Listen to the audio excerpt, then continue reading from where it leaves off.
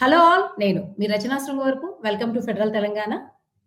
జనసేనతో పవన్ కళ్యాణ్ రాజకీయ ప్రస్థానం అనేది ఒక ప్రాంతీయ రాజకీయ పార్టీల చరిత్రలో ఒక అరుదైన ఘట్టం. ఎందుకంటే ఒక చిన్న ప్రాంతీయ పార్టీ 21 స్థానాలతో ఉండి ఇప్పుడు కూటమి ప్రభుత్వం వచ్చినాక దాదాపు టీడీపీ ప్రభుత్వంతో సమానంగా అధికారాన్ని అనుభవిస్తూ ఉంది. లేటెస్ట్ గానే వ్యవస్థాపక దినోత్సవం సందర్భంగా వేడుకలు కూడా చాలా ఘనంగా చేసుకున్నారు జనసేన పార్టీ. సో ఈ నేపథ్యంలో ఈ జూన్‌తో ఒక సంవత్సరం అయిపోతుంది జనసేన పార్టీ అధికారంలోకి వచ్చి. ఈ నేపథ్యంలో జనసేన పార్టీ ఒక స్వతంత్ర పార్టీగా ఎదిగే అవకాశం ఉందా? అలా మారడానికి దాని ముందున్నటువంటి సవాళ్ళేంటి? వీటిని అధిగమించడానికి ఏం చేస్తే కొంత స్కోప్ ఉంటుంది? ఈ విషయాల గురించి మనతో మాట్లాడడానికి డాక్టర్ పెంటపాటి పుల్లారావు గారున్నారు. ఈ ఇంటర్వ్యూలోకి వెళ్ళబోయే ముందు పుల్లారావు గారి పరిచయం వీక్షకుల కోసం. పుల్లారావు గారు తెలుగునాట బాగా పరిచయం ఉన్న రాజకీయ విశ్లేషకులు. ఆర్థిక, రాజకీయ, మానవ హక్కుల, పర్యావరణ అంశాలపై వందల వ్యాసాలు రాశారు. పోలవరం నిర్వాసితుల హక్కుల కోసం న్యాయ పోరాటం చేశారు. So welcome to federal Telangana Pullarao గారు. పుల్లారావు గారు, మీరు ఈ జనసేన పార్టీ ప్రస్థానం మొత్తం చూస్తున్నారు కాబట్టి ఫస్ట్ క్వశ్చన్ డైరెక్ట్ గా, అనుకోకుండా జనసేన పార్టీ అనుకోవచ్చు, లేకపోతే హార్డ్ వర్క్ వల్ల అనుకోవచ్చు, అధికారంలోకి వచ్చిన తర్వాత ఈ 1 ఇయర్ లో అధికారంలో రావడానికి పొత్తు పెట్టుకోవడం వేరే, ఈ ఒక్క సంవత్సరం అయిన తర్వాత బీజేపీతో టీడీపీతో పొత్తు పెట్టుకోవడాన్ని జనసేన కార్యకర్తలు ఎలా చూస్తున్నారు? వాళ్ళు హ్యాపీగా ఉన్నారా లేరా? హ్యాపీగా ఉన్నారో లేదో అది వేరే విషయం. పొత్తు పెట్టుకోకపోతే ఏం లేదు కదా. ఆ పొత్తు వల్లే వాళ్ళు వచ్చి కూర్చున్నారు. అసలు లేకపోతే ఏమీ లేదు కదా. పొత్తు వల్ల జనసేన పార్టీని డెవలప్ చేసుకోవాలి కదా సార్. ఆ కోణంలో చూస్తే ఏమన్నా అంటే ఆ కోణంలో చూడాలంటే ఫస్ట్ ఆఫ్ ఆల్ రాజకీయ పార్టీలకి అధికారం రాకపోతే మెల్లిమెల్లిగా వదిలిపోతారు. మీరు లెఫ్ట్ పార్టీస్ చూస్తున్నారు, ఎంతో పవర్ఫుల్ ఒక అన్నట్టు తగ్గిపోతా వచ్చారు. కాంగ్రెస్ పార్టీ కూడా తగ్గిపోతా వచ్చింది. మొత్తం దేశం అంతా పరిపాలన, సగం దేశంలో ప్రెజెన్స్ ఉండాలి. పవర్ కావాలి రాజకీయ పార్టీలకి. పవర్ తెచ్చుకున్నారు కాబట్టి అది ఏ రకంగా వాడుకుంటారు, ఏ రకంగా చూపెడతారు అది తర్వాత ఫ్యూచర్కి. బట్ సక్సెస్ పొలిటికల్ పార్టీకి ఏంటంటే అధికారం సంపాదించుకోవటం, అది అధికారం సంపాదించుకుంటాం. ఎవరికైతే అధికారంలో భాగం లేదో, జనసేనలో ఎవరైతే పనిచేశారో, ఎవరికైతే తక్కువ వచ్చింది అనుకుంటున్నారో, ఏం రాలేదు అనుకుంటున్నారో, తప్పకుండా వాళ్ళు ఫీల్ అవుతారు న్యాచురల్గా. అక్కడ నాయకుడు నాయకత్వం సమర్థత ఎంత ఉన్నదో చూడాలి. ఎలాగ ఫాలోవర్స్ పారిపోకుండా చూస్తారు, వాళ్ళ ఉత్సాహం తగ్గకుండా చూస్తారు, ప్రజల్ని కొత్త మొహాల్లాగా ఎప్పుడు ఆనేటట్టుగా ఏం చేస్తారు అవన్నీ ఉంటాయి. అధికారంలోకి వచ్చారు, అది పెద్ద విజయం. కానీ అధికారం మెయింటైన్ చేసుకోవడం కూడా ఇంకా దానివల్ల దానికి ఎంతో టాలెంట్ కావాలి, శక్తి కావాలి.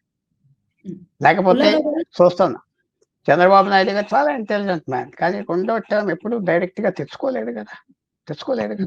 ఆవిడ ఏదో బీజేపీతో ఆయన తెచ్చుకున్నాడు, ఎవరిని వాజ్పేయి గారు ఇమేజ్ అంతా, కానీ ఇంటెలిజెంట్ మ్యాన్. సో పవర్ఫుల్ ముఖ్యమంత్రులు కూడా ఆంధ్రప్రదేశ్, తెలంగాణలో చాలా కేర్ఫుల్ గా ఉండారు పరిపాలనకు వచ్చాక. సో మనం కొత్తగా చెప్పాలంటే పెద్ద సక్సెస్ జనసేన అధికారంలో రావటానికి. అధికారంలో ఈసారి రాకుండా ఉంటే చాలా సెట్ బ్యాక్ అవుతుంది. ఇంక ఇలాగింతే ఉంటుంది, మళ్ళీ కూర్చోవాలని ఏదో చూస్తారు. పుల్లారావు గారు, ఇంకొక విషయము, జనసేన ఇప్పుడున్న పొజిషన్ లో కొంత ఎప్పటి నుంచో కూడా పవన్ కళ్యాణ్ కి జనాదరణ అయితే యూత్ లో ఎక్కువ ఆకర్షణ ఉంది. ఓడిపోయినా సరే ఎంతో కొంత ఆకర్షణ ఉంది. ఈ 1 ఇయర్ లో ఆ ఆకర్షణ పెరిగిందంటారా, యూత్ పరంగా కొంత తగ్గిందంటారా? ఇప్పుడు పవర్ లో ఉన్నది కాబట్టి ఉత్సాహం తగినట్టుగా ఎవరు చూపెట్టరు, నాటకం ఆడతారు. ఎలా ఉన్నట్టుగా మీటింగ్లకు వెళ్తారు, చెప్పరు, ఏం చెప్పరు. మళ్ళీ ఎలక్షన్ వచ్చేటప్పటికి వాళ్ళు ఎలా ఉంటారో ఎవరు చెప్పలేం. వాళ్ళు వ్యతిరేకం చేయకపోయినా ఉత్సాహం తగ్గితే మాత్రం ప్రాబ్లం వస్తుంది. వాళ్ళు అధికారంలో ఉన్నారు కాబట్టి మీటింగ్లు పిలిస్తే వెళ్తారు, కేకలేస్తారు, తిరుగుతారు, బయట చెప్పరు వాళ్ళ సమాచారం, బయట చెప్పరు వాళ్ళ అన్హ్యాపీనెస్, క్వైట్గా ఉంటారు. మళ్ళీ ఎలక్షన్ డిక్లేర్ అవ్వగానే అప్పుడు వాళ్ళు నిర్ణయం తీసుకుంటారు. మనం గట్టిగా చేద్దామా, ఏదో చేసినట్టుగా డ్రామా ఆడదామా, ఊరుకుందామా, వ్యతిరేకం చేద్దామా, అది పరీక్ష ప్రాంతీయ పార్టీలకి, నేషనల్ పార్టీలకి. ఎందుకంటే కాంపిటీషన్ ఉన్నారు. ఒకనప్పుడు భారతదేశంలో కాంగ్రెస్ పార్టీ ఒకటే ఉండేది, వేస్తే ఓటే కాంగ్రెస్కి, లేకపోతే ఎవరో స్వతంత్రంగా పోటీ చేసేవారు. ఇప్పుడు అలా కాదు కదా, కాంపిటీషన్ ఎక్కువ. So competition కాసుకోవాలి.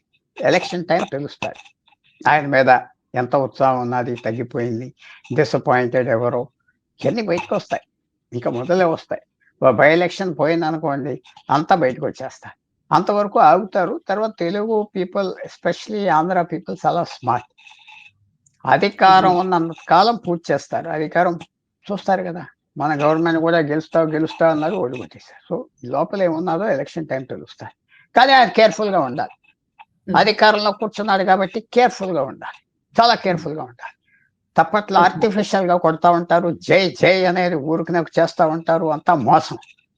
అది ఆయన చాలా కేర్ఫుల్గా పరిపాలనలో చాలా గొప్పగా పరిపాలన చేయాలి. కొత్త పరిపాలన చూపెట్టాలి. ఆయన చదువుకున్నాడు కాబట్టి, కొత్త పార్టీ కాబట్టి, ఏంటి నీ స్పెషాలిటీ చూపెట్టాలి. పుల్లారావు గారు, ఇప్పుడు 21 స్థానాలతో జనసేన ఉంది. కానీ ఎంతో ఇంతో బీజేపీకి డైరెక్ట్ గా మద్దతు ఇస్తుంది. మిగిలిన విషయాలు పక్కన పెడితే హిందుత్వ విషయాల్లో కూడా పవన్ కళ్యాణ్ బహిరంగంగానే మద్దతు ప్రకటిస్తున్న సందర్భంలో ఇటు బీజేపీ సపోర్ట్ తో కావచ్చు, ఏదైనా సరే టీడీపీని పక్కన పెడతాం, అపోజిషన్ అయ్యే ఛాన్సెస్ కూడా ఉన్నాయి కాబట్టి దీన్ని ఇంకా స్థానాలు విస్తరించుకునే అవకాశం ఏమైనా ఉందా నెక్స్ట్ ఎలక్షన్ ప్రిపరేషన్ 2029 ఎలక్షన్? ఇప్పుడు 175 సీట్లు ఉన్నాయి. ఆ 175 ఆంధ్ర అసెంబ్లీలో పెంచారు అనుకోండి, డీలిమిటేషన్లో 220 చేస్తే తప్పకుండా 21 స్థానాలు పోటీ చేసేది 35 చేస్తారు. సో పెరిగింది అంటారు.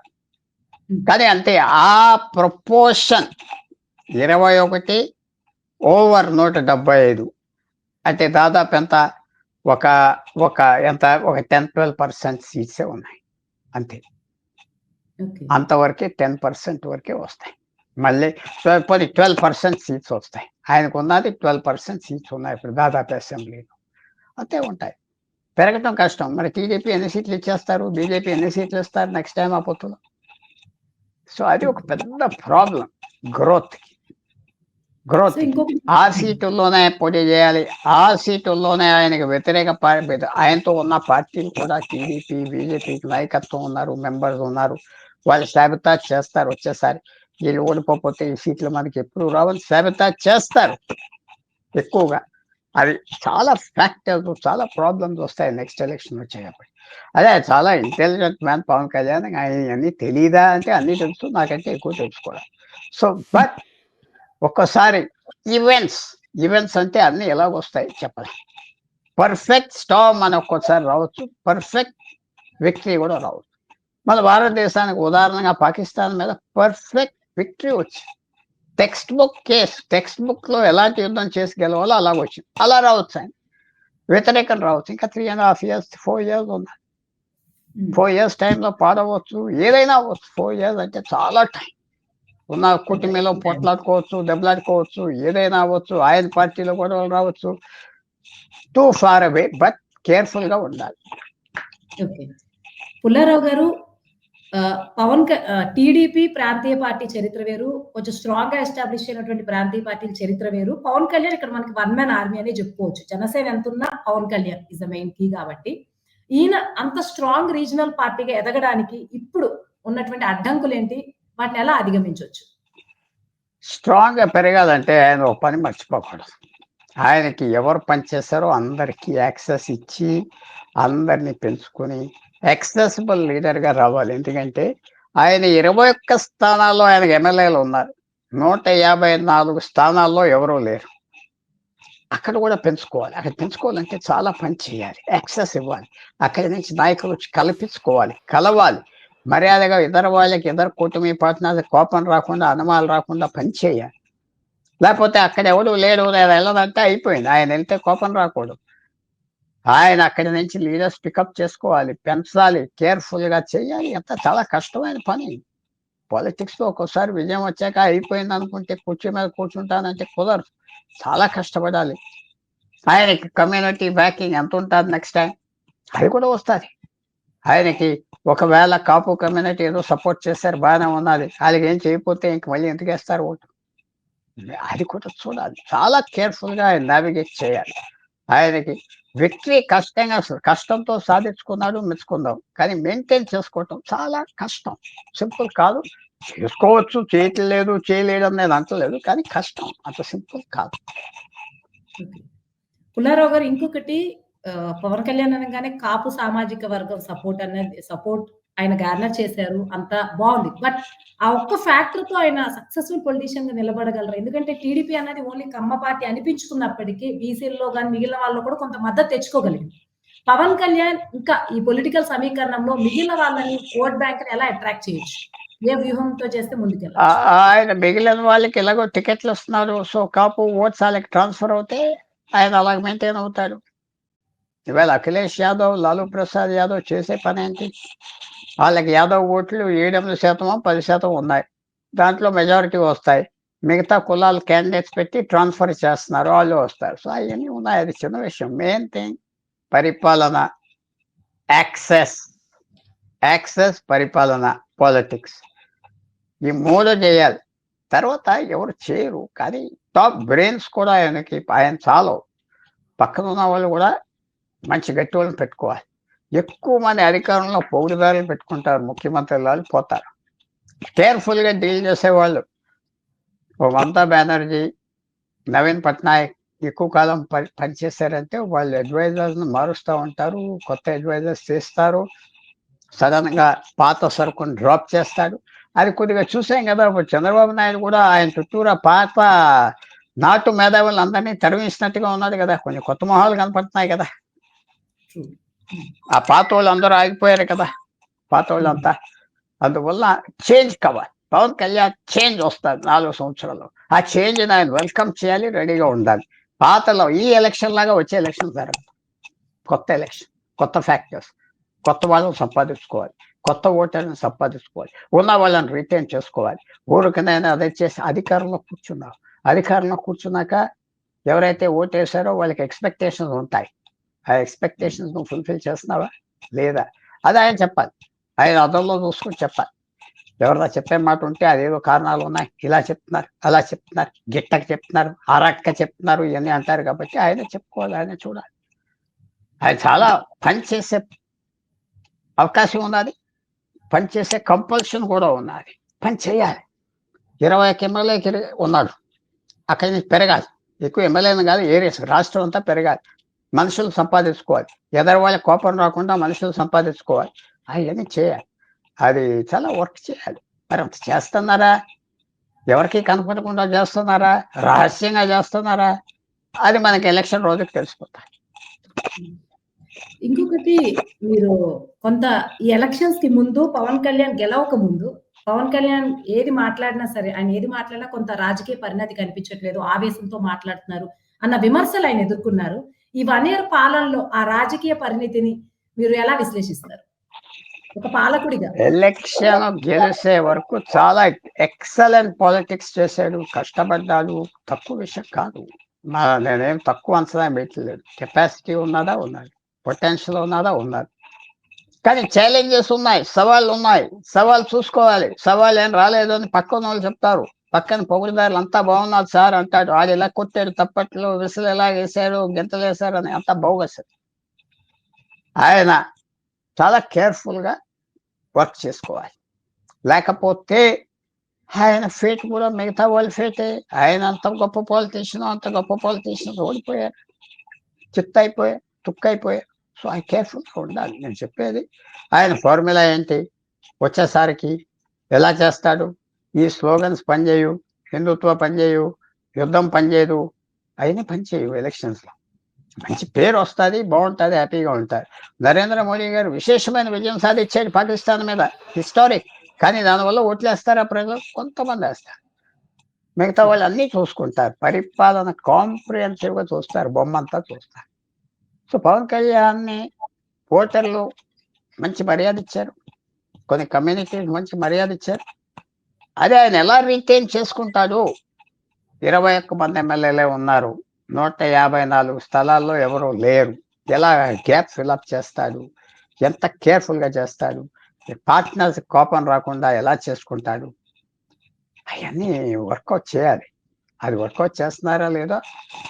అది మనకు కొన్ని రోజుల్లో తెలిసిపోతాది. అక్కడేం లేదు ఊరికనే ఖాళీగా ఉన్నారంటే ఫినిష్. ఇంకొక క్వెషన్ పుల్లారావు గారు. ఆహ్, ఎంతైనా మీరే అన్నారు ఇందాక. ఏదైనా పార్టీ అధికారంలోకొస్తేనే ఏదైనా చేయగలరు. ముందు జనసేన ముందుకెళ్ళాలంటే అధికారంలో అది పొత్తైనా కాకపోయినా అన్నారు. ఆయన అధికారంలోకి వచ్చారు. కాకపోతే ఆ పొత్తు వల్ల అప్పటి వరకు ఆయన ఇండిపెండెంట్‌గా ఎళ్తారు అనుకున్న వాళ్ళ దగ్గర కొంత అది ఉండిపోయింది. సో, ఇప్పటికి కూడా ఆయన పవర్‌లోకొచ్చినాక లోకేష్ గారి కన్నా కూడా ఎక్కువ పవన్ కళ్యాణ్ గారి గురించి అందరూ ఎక్కువ మాట్లాడుకోవడం, ఆయన ఏం చేసినా సంచలనం జరుగుతున్న క్రమంలో కొంత నమ్మక లోపం అన్నదైతే ప్రజల్లో కొంతమంది సెక్షన్ ఆఫ్ వోటర్స్‌లో అయినా ఉంది ఆ పొత్తు వల్ల. ఆయన గెలిచినప్పటికి అది వేరే విషయం. ఈ 5 ఇయర్స్ అయ్యేలోపు ఆ నమ్మక లోపాన్ని అధిగమించే ఛాన్సెస్ ఎంతున్నాయి? అసలు పొత్తులో ఆ ఛాన్సెస్ ఉంటాయా? ఇక ఆయన ఈ పొత్తుతో ఇదే ఈక్వేషన్స్‌లో నడిచే అవకాశం కనిపిస్తుందా? ఒకటి పొత్తులో మాత్రం చంద్రబాబు నాయుడు ఆ ధర్మం ఫాలో అవుతారు. పాత ఎగ్జాంపుల్ బట్టి కేర్‌ఫుల్‌గా ఉంటారు. ఆయన నుంచి ఏమి అంత ఇబ్బంది రాదు. అంత రాదు. ఎందుకంటే ఆయనకి తెలుసు పొత్తు లేకపోతే గవర్నమెంట్ ఉండదని. ఆయన గవర్నమెంట్ మళ్ళీ పోతాది ఈసారి పొత్తు లేకపోతే. సో, పొత్తు ఆయన మర్యాద ఇస్తారు.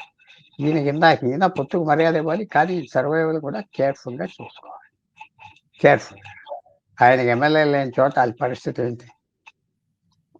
అది చూడాలి. అది జవాబు నాకున్నది. నా జోబులో ఉన్నది జవాబు. అది ఆయన చెప్పటానికి వెయిట్ చేస్తా. ఆయన ఏమంటాడు? ఆ ప్రాబ్లమ్ ఆయన గుర్తించేదా? ఆ ప్రాబ్లమ్ ఏం చేస్తాడు? ఎలా టాకిల్ చేస్తాడు? ఇప్పటి వరకు లేదు. ఇంక 1 ఇయర్ అయిపోయింది కాబట్టి చేస్తాడు. ఇంకా 1 ఇయర్ అయిపోయాక ఇంకో 1 ఇయర్ అయిపోయాక అయిపోయింది. ఇంక టైం ఉండదు ఏం చేయటానికి. అపోజిషన్ పెరిగిపోతా వస్తాయి వీళ్ళు చేసే తప్పులు. సో, చాలా కేర్‌ఫుల్‌గా ఉండాలి. చేస్తాడు. కొంచెం చాలా సింపుల్ కూడా. ఆయన గవర్నమెంట్ ఆఫ్ ఇండియా కొంచెం చేతిలో ఉన్నది కాబట్టి కొన్ని పనులు చేయొచ్చు. కొన్ని లాయల్టీ సంపాదించుకోవచ్చు. ఊరుకనే మోడీ గారు గొప్పోడంటారు. నేను గొప్పోడంటున్నా మోడీ గారు. కానీ నాకేంటి ఉపయోగం? ఇండివిడ్యువల్‌గా ఆయన గ్రేట్ మ్యాన్ అంటున్నా. నాకొచ్చే లాభం లేదు. ఆయన పార్టీ వాళ్ళు గ్రేట్ మ్యాన్ అంటే ఆళ్ళకి పదవులొస్తున్నాయి. నాకేమొస్తుంది? సో, ఉపయోగం పడాలి. ఉపయోగం లేకపోతే ఇట్స్ ఎ వేస్ట్. ఊరికనే చదువుకుంటున్నారు. పరీక్ష లేకపోతే ఉపయోగం ఏంటి? పరీక్ష ఒక టెస్ట్. సో, ఇప్పుడు టెస్ట్ వాళ్ళకి. నీకు చేతిలో నరేంద్ర మోడీ ఉన్నాడు. ఏం చేసావు? ఏం చేస్తున్నావు? ప్రశ్న వస్తాది. ఆ ప్రశ్న ఎక్కడికి వెళ్ళిపోదు. ఆ ప్రశ్న వస్తాది.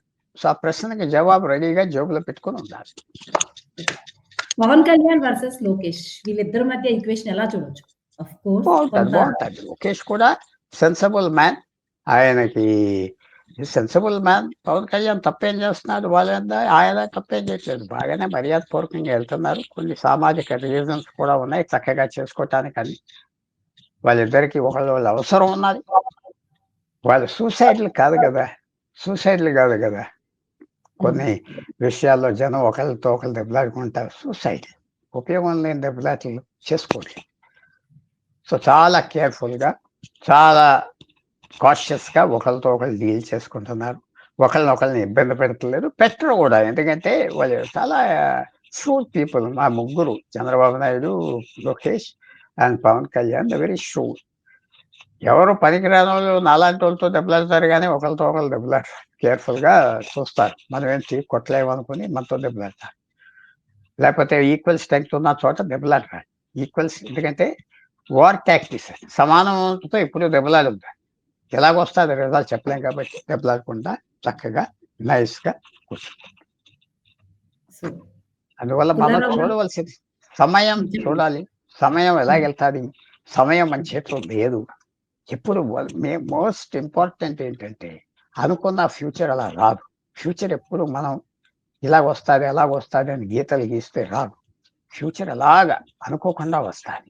ఏ ఛాలెంజెస్ వస్తాయి నెక్స్ట్ మనం చెప్పలేం. ఈ 4 సంవత్సరాలు ఇలా సాఫీగా ఒక స్కూల్‌లో జరిగినట్టుగా జరగదు. ఛాలెంజ్ వస్తాది. రేపు మాపో ఛాలెంజ్ వస్తాది. పెద్ద ఛాలెంజెస్ వస్తాయి.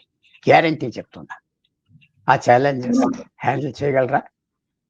లేదా? చూడాలి. వన్ లాస్ట్ క్వెషన్ పుల్లారావు గారు. సో, మొత్తానికి ఇప్పుడు కూటమి పవర్‌లో ఉంది ఓకే.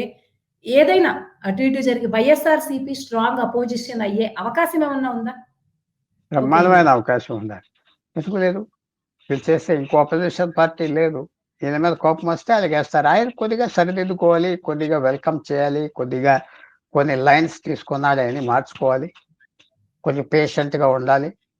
మనుషులు మార్చుకోవాలి. చాలా ఉన్నాయి. చేస్తే ఆటోమేటిక్‌గా పెరిగిపోతాడు బలం. ఎందుకంటే ఆల్రెడీ డిసప్పాయింట్‌మెంట్ ఉన్నదిక్కడ. చాలా డిసప్పాయింట్‌మెంట్ లీడర్‌షిప్‌లో ఉన్నది. ఏం అవ్వట్లేదు. మనకెవరు గుర్తించట్లేదు.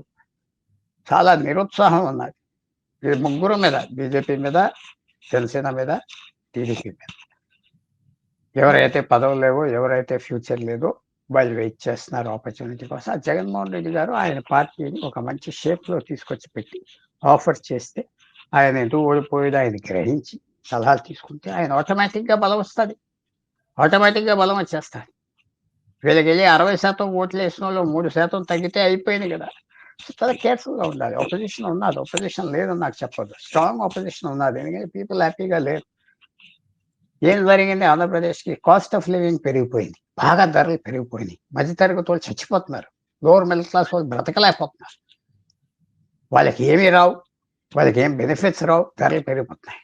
ఆళ్ళకేం చేస్తుంది గవర్నమెంట్? ఏం లేదు గదా! ఏమీ లేదు. మధ్య తరగతోళ్ళు అప్‌సెట్ అయిపోయి ఉన్నారు.